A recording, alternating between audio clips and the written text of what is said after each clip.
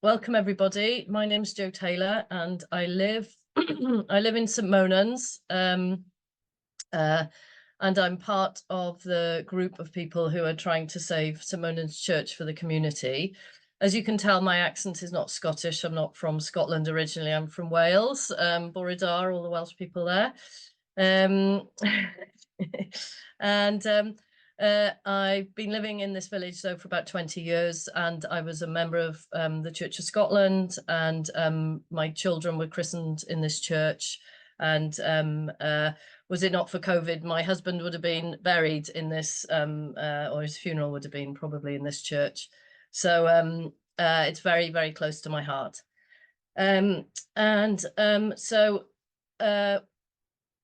As you can see, we're right by the sea here in St Monans. This is a coastal path that runs past the church, and obviously pre-health and safety, you can see the little footholes in the rocks there, or in the wall. It's right outside the coastal path, and we get lots of visitors, walkers passing by. But also, I'm a welcomer at the church 1 day a week all through the summer, or just for a couple of hours in the afternoon. And the number of people who've said they just come to St Monans to go to the church, it's very loved, but obviously it's very much part of the community as well.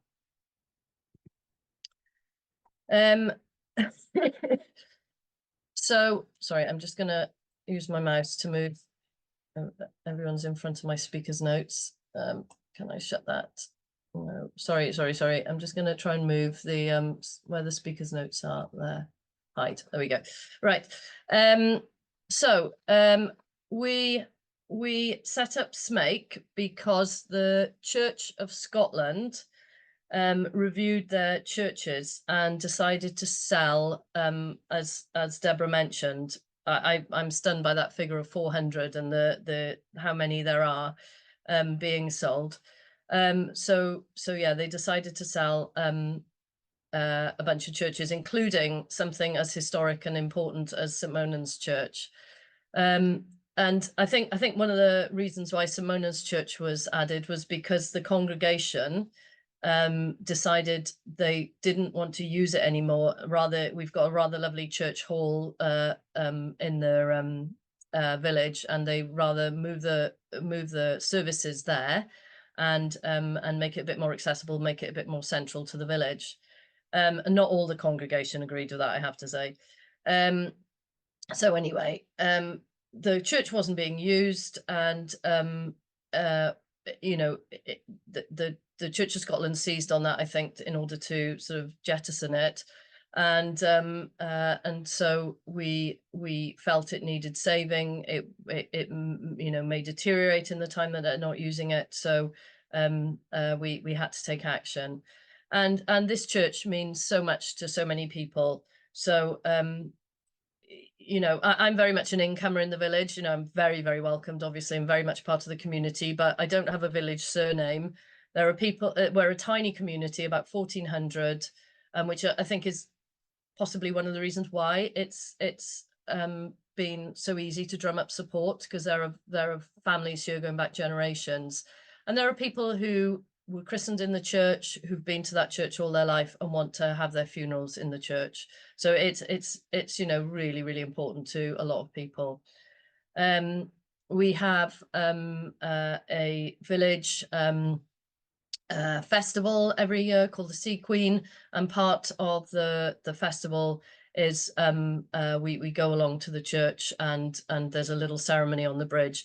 There's a sandstone slab which forms a bridge going over the burn, which is what you can see here. You can't quite see the bridge, it's about there. And that's, I think it's the oldest built sort of thing in the village. It's even older than the church, I think. So yeah, it's very, very important to the village and to the community, and you know, that's why I think there's so much enthusiasm to try and save it. So yeah, and it's got such an amazing history. Apparently King David was shipwrecked just over here somewhere, and clung to a rock and swore that, or prayed that he would build a church on that spot if he was saved, and sure enough he was, and hence we've got our church. That's the story. So SMAKE then was set up. Well, I can explain that afterwards. Let's just go to the next slide. So as Deborah mentioned, I mean, there's probably no way we'd have been able to take this forward without being picked as one of the 3 churches, and without Deborah's amazing help. The Fife Historic Buildings Trust has been involved from the start, attending the community council meeting that we had about the church once we found out it was going to be sold. And then they had that funding in place, the Architectural Heritage Fund, the AHF, and they picked us as one of the 3 churches. They've supported us with public events, including the Doors Open Days, European Heritage Days, Doors Open Days, and then Deborah set up meetings with representatives from Fife Council, for instance, Planning Department and Historic Scotland, in the sort of during this whole process of sort of assessing how we could take this forward. And Deborah and Fife Historic Buildings Trust have enabled us to sort of refine our vision by producing this viability report with our input, and they've been able to apply for funding on our behalf. So just a shout out there for Fife Historic Buildings Trust, who've been so very helpful. Right. So like I said, we had community council special meetings held, and that was sort of outreach to maybe the non-church goers in the village, because obviously all the folk who use the church knew what was going on, but we wanted to make sure that you know, people who didn't use the church but who loved it also could find out and then give us input as well. And so we had these community council meetings where the Church of Scotland were in attendance, and also Fife Historic Buildings Trust. And then as a result of that, we set up a working party from a list of volunteers, and that was set up through the community council. And like I said, we're a small village, but we are very close-knit, and our volunteers include for the working party include a couple of farmers, a chap who owns the garage in the village, and myself. I'm a mycologist. I work for the Botanics in Edinburgh, and then a retired antiques dealer, and somebody who is a business professional who's been really good. He's the one who put this talk together. And then the next step then was to, once we'd sort of formalized this, we informed the Church of Scotland trustees and notified them of our intent. And then we then had to reach out to the community to find out what people, you know, if we were going to get buy-in from the community, how what people viewed the sort of future of the church going forward would be.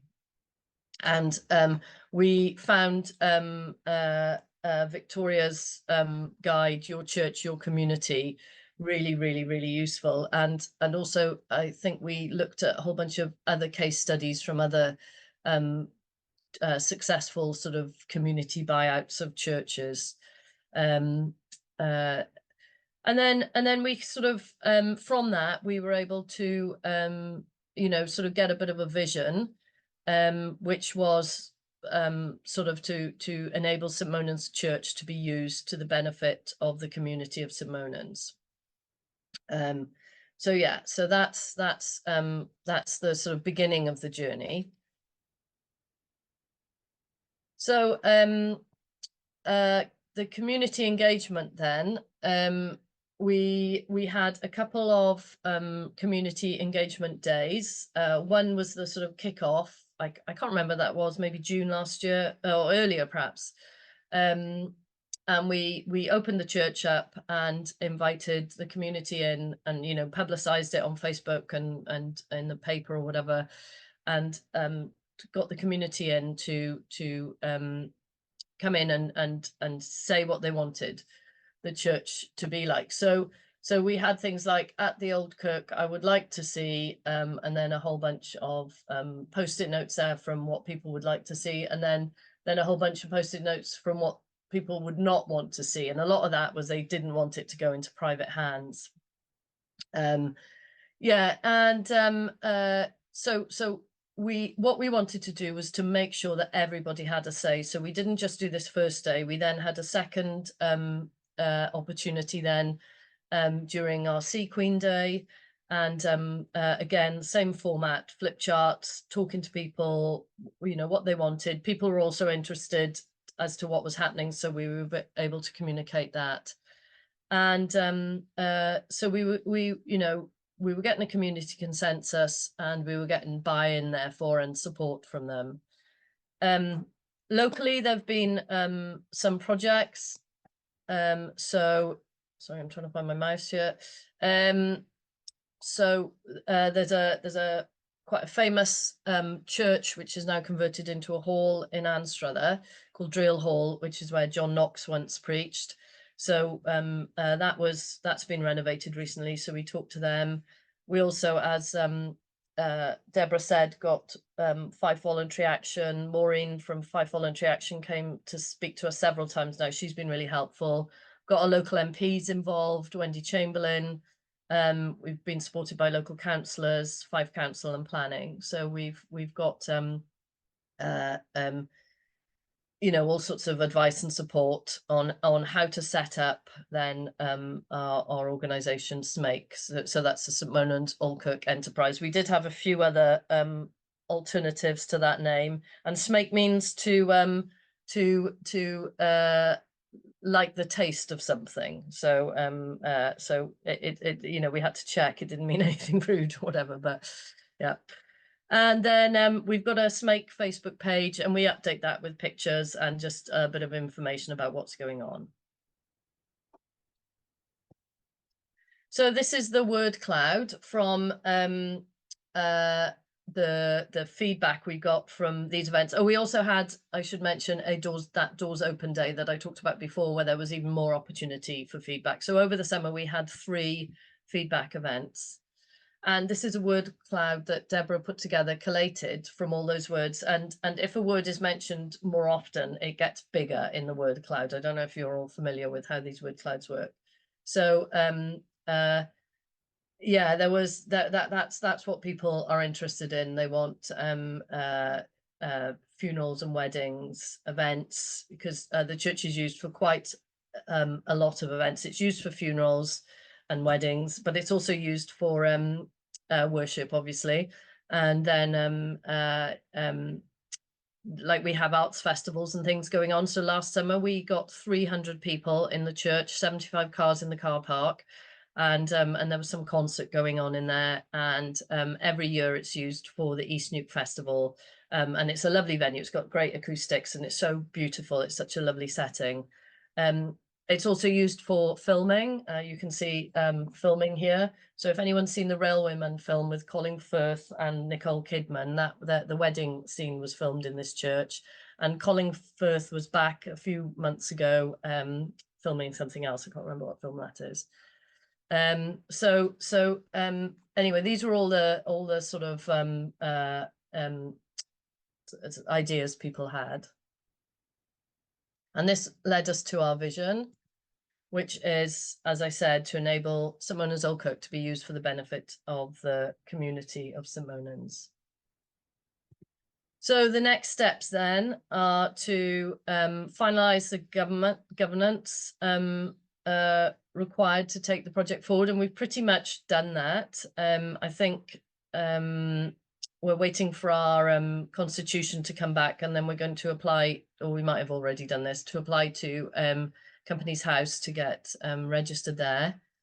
Business plan is being developed to support with project and the funding.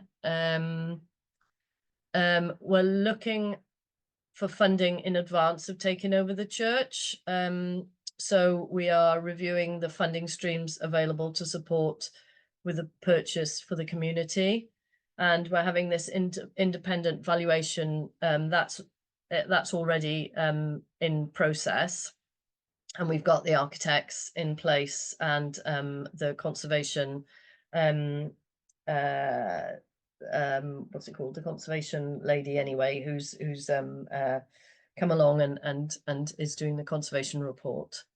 So yeah, and then, you know, we're trying to decide what to do with the interior of the church, because, you know, the ideas for use are things like, you know, a venue, maybe a cafe. That's one of the big ideas, because we do get all these streams of walkers coming past, or people who want to visit the church, and we want to you know, sort of encourage and facilitate that. And but we also want to keep part of the church sacred as well, because a lot of people just do come in, it's so beautiful, and just want to come in and sit, and you know, we want to keep part of it as a sacred space. So thank you very much. I hope I haven't overrun, and I'm quite happy to ask questions if anybody has any.